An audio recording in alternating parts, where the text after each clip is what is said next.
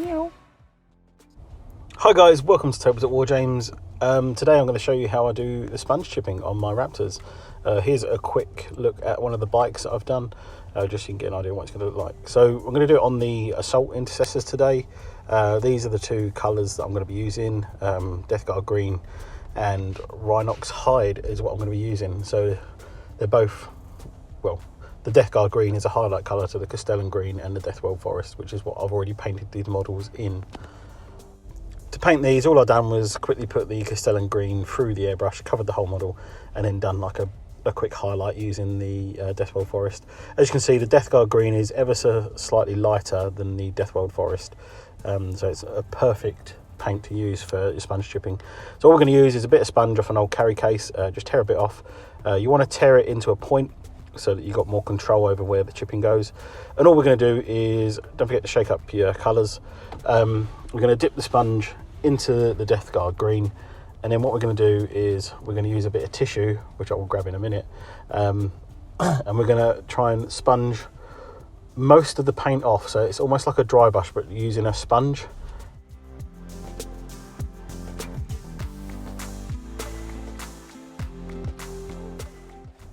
So as you can see, I'm literally trying to get most of the paint off the sponge as I can. But while you're doing this, you're also working the paint into the sponge itself. So this will help you get in more of a random effect, like a random chipping pattern.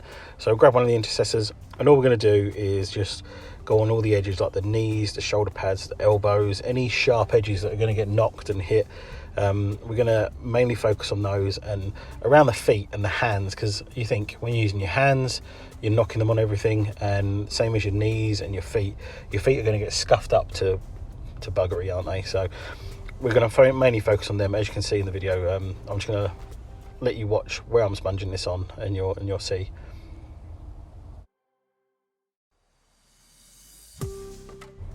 So I'm only really using like a light dabbing motion. You don't want to like rub it on, because you won't get a chipping effect. You really want to dab it on just to add more texture, and more depth, because you get more depth that way. And as you can see, I'm just going to work my way around the model.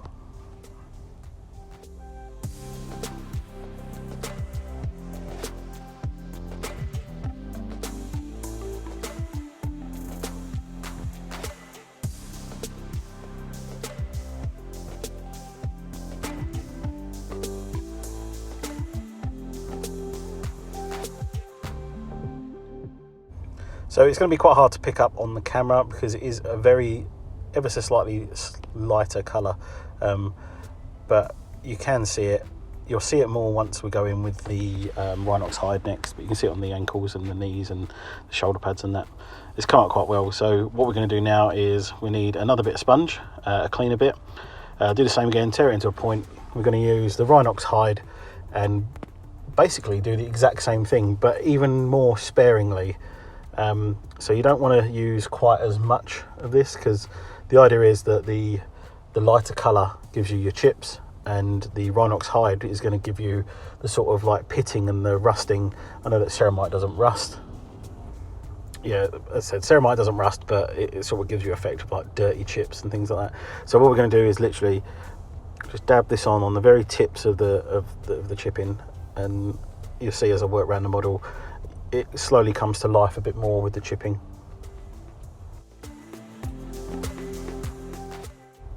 Again, I can't emphasize this enough, that with the sponge chipping, little is more, if you get what I mean.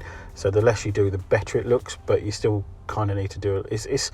You'll work it out. You'll work out what looks good and what doesn't look good. It's going to take you a couple of minis before you actually work out what you really like and what you want. Some people like more, some people like less, but I agree with a lot of people saying that less is more.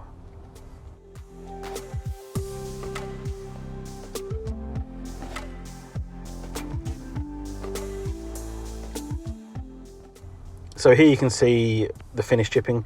You can leave it at this stage. It does give it a lot more depth. I'm just going to quickly dry this with a hairdryer so you get a better look at it as well. So this is what it looks like. I'm just going to chuck in some pictures here so you can get a better idea on what it looks like. You can see it a lot better in the pictures than you can in the video. But I'm focusing mainly on the edges and then the brown. But you can take this one step further. So what I like to do is then go back in with the Death Guard green or your highlight colour, and just sponge more of this colour over the top of the rusting chips, because it gives you like a third layer, so it gives you more texture on the model, and it helps bring this out a little bit more. So you're sort of adding like a third layer of chipping to it. So you've got like chips that are fresh, you've got chips that are rusty, and then you've got chips that are slightly rusty and fresh. So yeah, it sort of doesn't make sense, but it makes sense to me in my head. I'm all for explaining these things, but I really do hope that this has helped you out. I know a few people have asked, but this is what the squad looks like together. It brings them all more uniformed and that, and what I'll do is in the next video I'll show you them all completed. What I will say is, once you get to this stage, when you gloss it, when you do your oil washes over it, the oil wash sort of stains the colour slightly, so it brings everything together a bit more, and it makes it look so much better. So hopefully this was helpful. If it was, let me know in the comments. If there's anything else you'd like me to show you how to do, then just let us know. Cheers guys, take care, and I'll see you next time on Tabletop War James.